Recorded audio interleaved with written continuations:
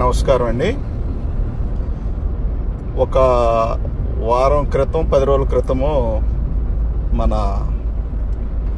జాఫర్ గారికి ఇంటర్వ్యూ ఇవ్వడం జరిగింది. ఆ ఇంటర్వ్యూలో నేను మాట్లాడాను. దానిలో భాగంగా మా దగ్గర పనిచేసిన కొంతమంది వ్యక్తులు, బంధువులుగా ఉన్న కొంతమంది వ్యక్తులు మమ్మల్ని పట్టించుకోలేదనే కాన్సెప్ట్ మీద మాట్లాడడం జరిగింది.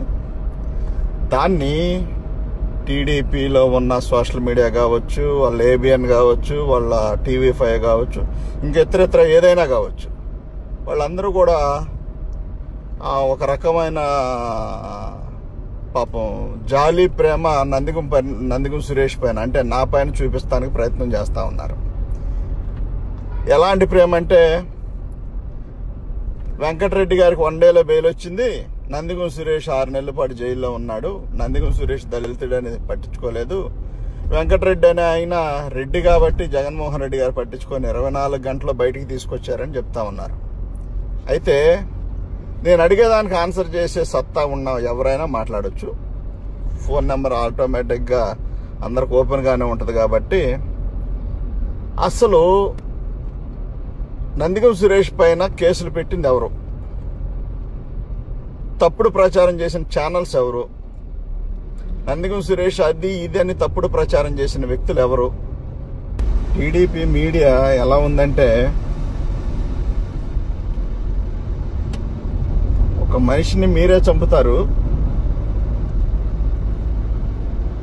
ఆ పాపం గడుక్కోవడానికి గంధం చెక్కలతో దహన సంస్కారాలు చేశాం కదా, అయిపోయింది మన పని అన్నట్టుంది మీది.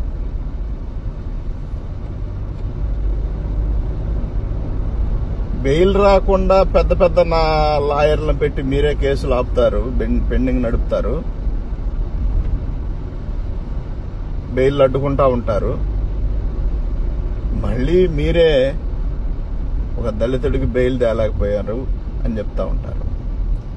కాబట్టి ఏదైనా ఒకటి ఎంచుకోండి, ఇటా అటా, న్యాయమా అన్యాయమా, అంతేగాని రెండు మీరే మాట్లాడడం బాగోలేదు.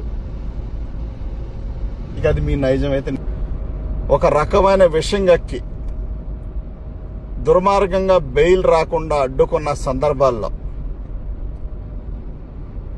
ఎంతంటే, జగన్మోహన్ రెడ్డి గారు మొన్న ఇంటర్వ్యూలో చెప్పాను, మళ్ళీ చెప్తా ఉన్నా, ఆయన కేసులని ఎలా అయితే, ఆయనకి సమస్య వస్తే ఎలా అయితే డీల్ చేస్తారో, నా కేసులు కూడా జగనన్న అలాగనే డీల్ చేశారు. అందులో 1% కూడా ఎవరికి అనుమానం అవసరం లేదు. నేను అడిగేది ఏంటంటే, మీరు కేసులు పెట్టిన ప్రతిసారి 2015లో కావచ్చు, మళ్ళీ 24-25లో కావచ్చు, హక్కుని చేర్చుకొని భుజాన్ని వేసుకొని నావాడు అని చెప్పి రూపాయి వెచ్చించిన లాయర్లను పెట్టినా, నా కోసం అనునిత్యం వెంటాడి బయటికి తీసుకురావడానికి ప్రయత్నం చేసి నా కుటుంబానికి సపోర్ట్ ఇచ్చిన జగన్మోహన్ రెడ్డి గారిని ఏదో రకంగా ఎస్సీల నుంచి దూరం చేయాలనే భావాలు ఏర్పరచుకున్న ఎల్లో మీడియా రకరకాల తప్పుడు ప్రచారం చేస్తూ ఉంది. నేను అడిగేది అదే, మీకు అంత జాలి, ప్రేమ, దయ దళితుల పట్ల ఉన్నప్పుడు 2015లో నా పైన కేసులు ఎందుకు పెట్టారు? మళ్ళీ మీరు 2024లో అధికారం వచ్చిన తర్వాత మళ్ళీ నా పైన కేసులు ఎందుకు పెట్టారు? మీకు ప్రేమ ఉంది కదా, దళితుల పైన జాలి ఉంది కదా. 6 నెలలు లోపల మీరు కదా పెట్టింది. మా కేసుల గురించి అహర్నిశలు కష్టపడిన లాయర్లు ఉన్నారు. వాళ్ళలో ప్రముఖంగా కృష్ణారెడ్డి గారు, వాళ్ళ బాబు దివాకర్ గారు, ఇంకా ప్రముఖంగా బాజీ గంగాధర్ గారు గ్రౌండ్ వర్క్ చేసి ప్రతి పేపర్ వెంటబడి, వాళ్ళ పనిలాగా వెంటపడి అనునిత్యం ఫోకస్ చేసి, పొన్నవాళ్ళు సుధాకర్ గారు, సజ్జల రామకృష్ణారెడ్డి గారు, వీళ్ళందరూ కూడా 24 గంటలు ఫోకస్ చేసి నాకు బెయిల్ తెచ్చే విషయంలో ప్రయత్నాలు జరిపారు. సుప్రీంకోర్టు వరకు వెళ్ళి అక్కడి నుండి ఏదో రకంగా అక్కడైనా బెయిల్ తీసుకురావాలని చెప్పి ఎక్కడా వెనకడుగు వేయకుండా మరి అక్కడ కూడా ఫాలోఅప్ చేసి మరి బెయిల్ తీసుకురావడానికి వెళ్ళిన సందర్భంలో అక్కడ కూడా కింద కోర్టులో తీసుకోండి అని చెప్పి ఇచ్చినప్పుడు ఆ రోజున మా కేసులు చూస్తా ఉన్న, ఢిల్లీలో చూస్తా ఉన్న సిద్ధార్థ దవే గారు లాంటి వాళ్ళు, అలాగనే కపిల్ సిబాల్ గారు లాంటి వ్యక్తులు, అలాగనే ఇంకా పెద్ద లాయర్లను పెట్టినప్పుడు అక్కడికి ఒక మాకు సంబంధించిన లాయర్ ఒక ఆయన అక్కడికి వెళ్ళారు. ఆయన వెళ్ళి వచ్చిన తర్వాత ములాఖతుకి నా దగ్గరకు వచ్చారు. వచ్చేమన్నారంటే, సుప్రీంకోర్టులో బెయిల్ రాకపోవచ్చు కానన్నా గెలుపు మందే అని అన్నారు. అదేంటి అట్లా చెప్తున్నారేంటి అన్న. యోధుల్ని అంటే ఆయన కేసులకు కూడా అలాంటి వ్యక్తులను పెట్టుకోలేదు, అలాంటి లాయర్లను పెట్టుకోలేదు. అలాంటి లాయర్లను పెట్టి నీ కోసం బెయిల్ కోసం పోరాడారు చూసావు జగన్మోహన్ రెడ్డి గారు. ఎప్పుడూ ఆయనకు మీరు రుణపడి ఉండాలన్నా అని చెప్పాడు. ఆ కేసుల విషయంలో మీరు ఎంత టార్చర్ చేశారో దానికి ఎదురొడ్డుకొని నిలబడిన లాయర్లు, మా కుటుంబం, మా అన్నయ్య, మా వైఫ్, మా చెల్లి, వీళ్ళందరూ కూడా నా బంధుగణాలను, కొంతమంది నా రక్త సంబంధికులు, కొంతమంది ఇలా రకరకాలుగా ఇబ్బంది పడినప్పటికి కూడా ఒక పక్కన కుటుంబాన్ని ఓదార్స్తూ, ఒక పక్కన నా బెయిల్ విషయంలో జగన్మోహన్ రెడ్డి గారు తీసుకున్న బాధ్యత ఎలాంటిదంటే కుటుంబ సభ్యుడి కోసం తీసుకున్నంత బాధ్యత తీసుకున్నారు.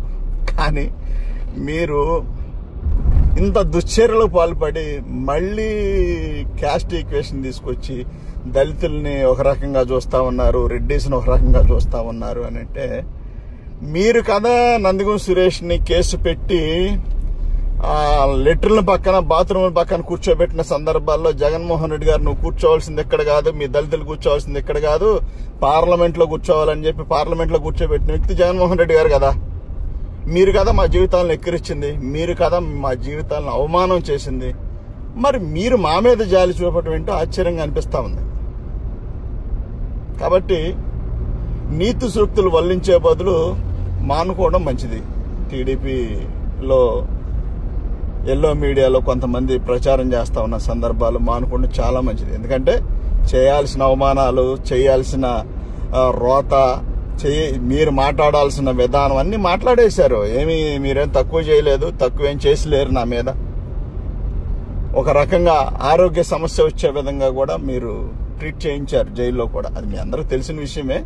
సరే, ఏది ఏమైనా మేమేమనుకున్నామంటే, మాకు పైన దేవుడు, కింద జగనన్న ఉన్నారనే ఒక నమ్మకంతో మాత్రమే ఉండగలిగాను. నేను ఇన్ని రోజులు ఉన్నానంటే నేను ఎవరిని చూసుకొని ఎవరు లేరు అనుకునే పరిస్థితులు అయితే నాకు లేవు. పైన దేవుడు ఉన్నాడు, ఖచ్చితంగా నాకు రెండో వ్యక్తిగా జగనన్న ఉన్నారు. కాబట్టి మా పైన దుష్ప్రచారం ఆపి మీకు లేని ప్రేమను చూపించే బదులు నిజమైన ప్రేమ చూపించే ఆలోచన ఏదన్నా ఉంటే తప్పును తప్పుగా ఖండించి ఇది తప్పు, ఇది రైటు అని మాట్లాడే ఉద్దేశం మీకుంటే ఇప్పటికైనా కనువిప్పుగా ప్రజలకి మరి మీడియా ద్వారా మాట్లాడాల్సిందిగా కోరుకుంటూ, ఎప్పుడూ కూడా నేను జైలు నుంచి రెండోసారి బయటకు వచ్చినప్పుడు ఒకే మాట చెప్పా. కొన్ని పరిణామాలు, కొంతమంది మాటల మధ్య ఒక మాట చెప్పా. ఏం చెప్పానంటే, జగన్మోహన్ రెడ్డి గారు మనిషిగా చనిపోవాలని ఒకే ఒక కోరికండి అని చెప్పా. ఎందుకు ఆ మాట చెప్పాను నాకు మాత్రమే తెలుసు, నాతో మాట్లాడిన కొంతమందికి మాత్రమే తెలుసు అది. కాబట్టి ఇకనైనా తప్పుడు ప్రచారం ఆపి మీ వాస్తవమైన ఆలోచన ముందుకు తీసుకొస్తే బాగుంటుంది. Thank you.